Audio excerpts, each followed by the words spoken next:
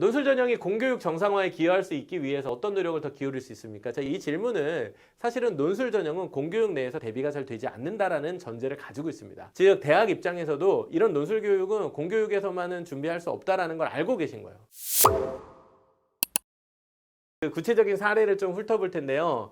문제 내용을 어렵게 설명드리기보다는 평가 자료를 우리가 어떻게 봐야 될지의 관점에서 큰 숲을 한번 그려보도록 하겠습니다. 제목은 논술로 대학 가는 법이라고 정했는데요. 대학별 고사는 크게는 논술과 면접으로 나누어지니까 논술이라는 걸 한번 좀 이 시간에 이해를 해보자. PDF 다운받아 보시면 이렇게 나와요. 그래서 영양평가 자체 보고서, 인문자연 애들이 어떻게 이제 시험을 봤는지 뭐 이런 거 평가하는 데이터입니다. 뭐 이런 것도 재밌더라고요. 대학에서 어떻게 이런 대학별 고사를 치르는지. 총장, 논술위원회, 각종 교내위원회, 입학처가 따로 있죠. 논술위원회가 있고. 그러면 논술위원회는 논술 문제를 출제하기 위해서 인문계열 위원장, 자연계열 위원장을 한 분씩 뽑고, 그 다음에 그 밑에 분과위원으로 같이 문제 출제위원들이 10분, 9분. 그러니까 한 10여 분 가까이, 그러니까 각각 합치면 20여 분 가까이 되는 교수님들이 함께 모여서 문제를 만드는 거예요. 그러니까 객관적이에요. 그러니까 걱정하지 마세요. 난이도에 대해서도 뭐 말도 안 되게 어렵게 내가지고 이런 게 아니고 정상적으로 고등학생들이 풀 수 있는 수준의 문제를 만든다는 거예요. 일반 현장에 있는 고등학교 선생님들까지 자문위원으로 포함시켜서 문제를 출제하고 있다고 합니다. 자, 이런 질문이 있어요. 그래서 한양대 같은 경우는 굉장히 이 자료를 친절하게 제공하는 편이에요. 한양대는 논술고사를 매년 모의고사를 치르거든요. 그 다음에 학생들한테 설문조사를 난이도가 어땠냐, 모의논술이 고교 교육과정 내에서 출제했다고 생각하냐. 자, 인문계열 학생들의 대다수가 그렇다, 보통이다, 매우 그렇다, 그렇지 않다라고 답답한 경우는 소수예요. 되게 어려웠나 보지 뭐. 네, 얘들아 안타깝게도 이거 다 니네들이 배운 거란다. 뭐 이런 상황입니다. 자, 여기 자연계열 같은 경우에도 훨씬 압도적으로 그렇다 정도가 45%, 굉장히 많죠. 따라서 고교 과정을 벗어나지 않습니다. 근데 이제 여기서 질문이 하나 들죠. 근데 왜 논술고사에 대한 대비는 일선 학교에서 일반적으로 안 된다고 하는 걸까? 당연하죠. 논서식으로 교육을 한 적이 없으니까. 암기식으로 문제에 답 외우는 식으로 공부를 했지, 그 보기가 없는 문제를 수십 가지 써가면서 직접 푸는 교육을 받아본 적이 없잖아요. 그러니까 생각해서 문제를 푼 적이 없고 외워서 푸는 것만 했기 때문에 논술고사가 안 되는 거예요. 자, 그럼 뒤집어서 얘기할게요. 우리 아이가 외워서 푸는 내신 시험에는 좀 약한 것 같은데 사고력이 되게 좋거나 수학을 자신만의 풀이법으로 만들기를 되게 좋아해. 그럼 잘 맞는 거고요. 또 영어나 사회탐구 과목 암기에는 좀 약한데 그 지식들을 적용해내거나 융합적으로 사고하기를 되게 좋아하는 문과 친구가 있어. 논술이 되게 잘 맞을 거예요. 그러니까 논술이 교과를 벗어나서 어려운 게 아니라 우리 애들이 그런 식으로 공부를 해본 적이 없어서 어려운 거다라고 이해해 주시면 됩니다. 그 다음에 문제 풀 수 있는 시간 충분했냐? 예, 충분했습니다. 75%. 이 자연계열 62%. 되게 웃기죠. 배운 거는 확실히 교육과정이라고 응답한 애들은 자연계열이 더 높았는데 시간이 충분했냐고 하니까 그렇지는 않대요. 그러니까 얘들은 지들이 배운 건 줄은 알겠는데 문제가 안 풀린다, 이 얘기인 거죠. 문과 친구들은 상대적으로 이거 안 배운 거 같은데 근데 시간이 부족하지는 않았대. 이런 자료도 충분히 자세히 제공을 하고 있어요, 대학에서. 이런 페이지도 있습니다. EBS 교재 출제를 지양한다. 자, 무슨 얘기일까요? 우리 수능 시험에는 EBS 연계율이라는 게 있잖아요. 그래서 EBS 공부를 하면 비슷한 내용이 나와요. 50% 가까이 제시문이 나오게 되어 있습니다. 근데 사실 이게 진짜 교육에는 그렇게 크게 도움이 안 돼요. 왜냐하면 애들이 점점 EBS를 외우기 시작하거든요. 교육 과정을 EBS와 연계한다는 말은 학생의 부담을 경감시켜준다 라기보다는 제가 볼 때는 그냥 암기해서 보는 시험이라고 수능을 자꾸 여기게 만드는 거예요. 그게 수능을 변질시킨 이유 중에 하나인데 뭐 어쩔 수 없죠. 지금은 이제 대세가 지금 그렇게 돼버렸으니까. 학생 부담을 줄여준다가 EBS 연계율을 높인다? EBS를 열심히 하면 누구나 수능을 잘 볼 수 있다? 이제 반은 맞고 반은 틀린 얘기라 제가 볼 때는 순기능보다는 역기능이 더 많지 않나 생각을 합니다. 뭐 어쨌든 EBS를 지향한다는 건 뭐냐면 암기해서 보는 시험이 아니라는 거예요. 그러니까 생각해내야 된다는 거예요. 이해되시죠? 대학별 고사는 암기하는 교과 지식에 대한 달달달 암기 지식이 좋은 애들이 잘 보는 시험이 아니다. 논술뿐만 아니라 면접도. 이렇게 이해를 하시면 되고요. 자, 출제 범위 볼게요. 자연계열부터 먼저 보면 고등학교 3학년 적용 교육과정이 2015 개정 수학과 교육과정에 충실하게 수원, 수투, 확통, 미적, 기하. 근데 확통, 미적, 기하는 대학마다 이게 들어가는 데도 있고 안 들어가는 데도 있어요. 그런 건 이제 나중에 참고하시면 돼요. 그리고 상경계열에서도 수학시험을 보는 경우가 있습니다. 특히 한양대가 그런데요. 한양대는 상경계열 경영학과라든지 수학의 기본 개념이 필요한 경우에는 확통까지도 포함되는 이 수리 문제가 출제가 되곤 합니다. 아, 문과도 수학 문제 풀어야 되는 경우가 있구나. 다 그런 건 아니니까 너무 걱정하지 마시고요. 그다음에 여기 보신 것처럼 여기가 핵심 과목, 일반 선택 과목 위주로 출제가 되어진다. 교육과정 절대 벗어나지 않는다. 걱정하지 말라. 자, 그다음에 문과 친구들은 그럼 어떨까요? 자, 여기서도 좀 오해가 있어요. 요건 좀 알려드려야 되는데, 이게 보통 문과 학생들이 논술 시험을 잘 보려면 국어를 잘해야 된다고 생각하시는 경우가 있는데 전혀 그렇지가 않습니다. 물론 국어도 연관이 돼 있어요. 그런데 오히려 국어의 화법과 작문, 글쓰기 이런 게 중요하지, 국어의 원래 핵심이 뭐예요? 세 가지잖아요. 문학, 비문학, 문법이잖아요. 문법 일단 안 나오고요. 그죠? 그 다음에 문학 일부 나오지만 핵심이 아니에요. 비문학 나오는데, 자, 비문학이 예를 들면 사회와 과학이 있는데 사회와 과학이 과학 문제로 나오는 게 아니잖아요. 뭘로 나와요? 글로 나오죠. 비문학이 되게 연관이 많이 돼요. 자, 정리합니다. 문과형 논술에서 중요한 건 국어가 아니라 사실은 비문학이다. 근데 학교에서 배우는 국어 과목에는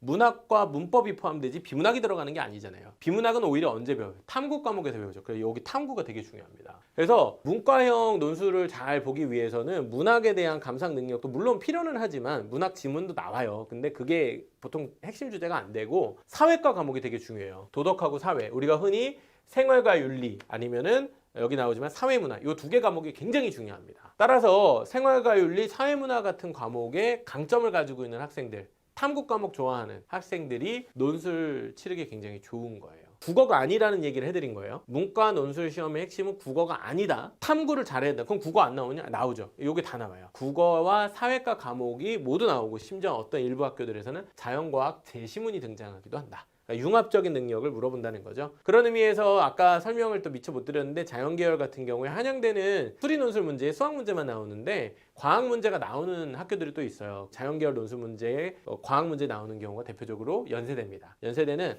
수학 문제하고 물리가 결합되어 있거나 수학하고 생물이 결합되어 있거나 이런 식으로 과목별 융합을 평가합니다. 그래서 논술 문제는 뭐다? 특정 과목이 아니라 과목의 융합형 문제가 나온다. 대학별 고사로서 논술 고사가 어려운 건 이건 거예요. 교육 과정을 벗어나서 어려운 게 아니라 사고형이다. 암기형이 아닌 사고형 문제다. 그다음에 두 번째, 특정 과목의 지식이 아니라 과목 간의 결합이 되어 있는 융합적 지식을 물어본다라는 점에서 학생들이 생소하게 느끼어서 그런 거지, 학교에서 안 배웠다, 뭐 사교육에서 만들어진 기술이다, 이건 말이 안 되는 소리입니다. 그래서 논술고사의 본질은 대학별 고사로서 보신 것과 마찬가지다. 이렇게 이해를 하신 것만 오늘 목표예요. 오늘 문제 풀고 이런 거 안 할 거예요. 자, 이제 교수님들의 견해입니다. 논술 전형이 공교육 정상화에 기여할 수 있기 위해서 어떤 노력을 더 기울일 수 있습니까? 자, 이 질문은 사실은 논술 전형은 공교육 내에서 대비가 잘 되지 않는다라는 전제를 가지고 있습니다. 즉, 대학 입장에서도 이런 논술 교육은 공교육에서만은 준비할 수 없다라는 걸 알고 계신 거예요. 이런 식으로 가르친 적이 없기 때문에 그렇습니다.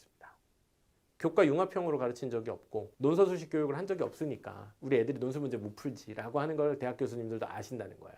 그러니까 이게 교육과정을 넘어가, 말도 안 된다, 이렇게 어려운 문제를 우리 애들이 어떻게 푸냐, 이거 말도 안 되는 소린 거고요. 근데 그렇게 가르치지 않았죠. 우리는 이미 과거 방식대로 객관식, 암기형, 문제풀이식 학습만 하고 있기 때문에 논서수식 문제를 풀 수 없다는 말을 그냥 하고 있을 뿐이지, 절대로 이게 막 극강의 어려움 이런 게 아닙니다. 충분히 풀 수 있습니다. 현재의 문항 유형으로도 충분히 기여하고 있다고 판단한다. 일단 교육과정을 준수하고 있고, 교과서의 범위, 내용, 형식 안에서만 출제한다. 심지어는 교과서 지문을 그대로 출제하십니다. 근데 왜 어려워요? 그게 사회과 과목하고 국어과 과목하고 뭐 영어 지문이 같이 나와버려요. 이걸 동시에 생각해야 돼요. 그러니까 어려운 거예요. 교과서의 학습 활동을 더 많이 활용하면 더 많은 학생과 교사들이 접근성이 높아질 듯하다. 이거죠. 많이 하면 좋은데 이게 되겠냐고요. 왜? 다 내신 시험 준비하지, 수능 시험 준비하지, 이거 할 시간이 없잖아요. 수리논술 전형의 성격의 특성상 많은 학생들이 준비할 수 있는 전형은 아니다. 왜 그럴까요? 수학이 어렵다라는 거죠. 교과 내에 나온 내용이지만 상위권 학생들을 구별해내기 위해서는 그냥 대충 외워서 푸는 수준 말고 풀이식을 경우에 따라서는 증명해내면서 풀어야 되다 보니까 어렵습니다. 이거 보세요. 이거 진짜 강조해드리고 싶어요. 다만 수학교사 입장에서 수학을 좋아하고 열심히 학습하는 학생에게 학습 동기를 부여할 수 있는 유일한 대입 전형이라고 생각한다. 그러니까 제대로 수학 공부하기를 좋아하는 학생들한테는 이 전형이 제일 좋다라는 얘기예요. 이런 거는 좀 안타까움이 있습니다. 학생들한테 다양한 기회로 좀 알려지면 좋겠어요. 예를 들면 시험이나 내신 시험 스타일은 아니에요. 근데 수학 공부하기를 되게 좋아하고 스스로 증명도 하고, 그러면 옆에서 뭐라고 해요? 야, 너 왜 이렇게 풀어? 너 이렇게 풀면 3점짜리, 4점짜리 시간 내에 못 풀어. 그 얘기 하거든요. 근데 수리논술은 그렇게 푸는 게 아니고요. 문제 하나 가지고 1시간, 2시간 동안 풀어야 돼요. 그런 문제 유형이 맞고 그런 문제를 잘 푸는 것도 되게 중요하다고 생각하거든요. 시간이 좀 오래 걸려서라도 그 풀이를 제대로 해낼 수 있는 학생들에게 유리한 전형은 사실 논술 전형이어야 되는 게 맞고, 현재 노력을 충분히 기울이고 있다고 생각한 입학처 홈페이지 문항 정답 우수답안 모의 논술 해설 강의 우리 대학으로서는 할 만큼 하고 있다라는 얘기인데 저는 진짜 동의합니다. 논술 전형 언제 보냐면 우리는 논술 전형 볼 줄 몰랐는데 수능 시험 한 3달 남겨놓고 원서 쓰다가 이거 뭐야 우리 점수대로 쓸 전형이 없네? 논술고사 이제 해야 되나? 그때 보통 하기 때문에 이런 자료 들여다볼 생각도 안 해요. 네, 우린 그렇게 장기적인 계획들을 갖고 살지 않기 때문에 그러니까 제가 볼 때는 중학교 어머님들이나 차라리 이런 분들이 그냥 교양삼아 지금 들어두시는 게 낫다니까요. 나중에 우리 애들 고2, 고3 되면 이런 것도 생각하실 여유가 없으실 거예요. 그러니까 지금 들어놓으시는 게 맞아요. 그거 외에도 여기 보시면 논술 전형의 점진적 축소, 학원과 같은 사교육의 도움을 받았다고 해서 합격하는 문항은 아니다. 이거 진짜 맞아요. 근데 사실 논술학원 원장 선생님이 그런 얘기 하셔도 됩니까? 이렇게 물어보시는데 저희는 방법을 가르칩니다. 아이들이 교육 과정에서 그 교과를 융합하는 방식이나 논술 서술하는 방식을 배워본 적이 없고 이 풀이 과정을 제대로 설명 들어본 적이 없으니까 그걸 제가 어느 정도 해줄 뿐이지만 그건 사실 기본이에요. 학원을 다녔다고 해서 반드시 합격할 수 없는 이유가 아이들의 문해력, 아이들의 사고력, 서술 능력, 기본기가 있는데 그 기본기가 어떻게 단시간에 만들어지겠어요. 물론 급하니까 어떻게든 만들어 보려고 애들이랑 애를 쓰는 건 맞아요. 그런데 이거는 사실은 공교육에서 해야 되는 일이지. 그리고 장기간 훈련해 와야 되는 일이지. 근데 그렇다고 제가 뭐 장기간 훈련하겠다고 3년짜리 논술 과정 하면은 누가 듣겠습니까? 국영수하고 수능 준비해야 되는데. 그러니까 제 생각에는 논술교육은요 공교육으로 얼른 들어가야 돼요. 저는 대학별 논술고사는 사라지는 게 맞다고도 생각해요. 왜? 그건 기본 역량이지 그거 한다고 해서 대학에서 뽑으면 안 돼요. 대신에 공교육의 전체 교육 평가가 저는 논술식으로 바뀌어야 된다고 저 개인적으로 생각하는 사람입니다. 물론 일각에서는 야 그걸 어떻게 평가하냐, 평가할 사람은 누가 하고, 아니 그거 의외로요 그 AI에 시키면 돼요. 제가 요새 챗GPT한테 논술 첨삭 시켜보는 트레이닝 하고 있는데 잘해요. 너무 걱정하기보다는 목표를 갖고 좀 미래적인 방향을 트라이 하는 게 저는 좋다고 보거든요. 뭐 제 생각 그렇습니다. 수리논술 경우에도 이제 사교육 관련 없이 수학적 역량 뛰어난 합격하는 경우가 많아요. 이거 맞아요. 그 다음에 일반적인 논술 전형 자체가 사교육 부담을 가중시킨 면이 있다. 그럼에도 불구하고 왜요? 공교육에서 지도를 못 해주니까 논술수식 학습을 안 하니까 사교육 유발의 가능성이 높은 특기자 및 논술 전형을 지속적으로 줄여가는 교육부 기조에 맞추어서 본교 역시 점진적으로 인원을 축소해 가고자 함. 안타깝죠? 모집 인원은 축소되더라도 공교육 정상화에 지역에서 퀄리티 높은 문항을 출제하기 위해 지속적으로 노력해 가겠습니다. 약간 모순된 얘기 같아요. 다음에 적극적인 정보 공개하고 출제 시스템 정교화 뭐 이런 얘기들도 하고 있어서 뭐 제 마음을 약간 대변한 내용도 있어서 가져와 봤습니다.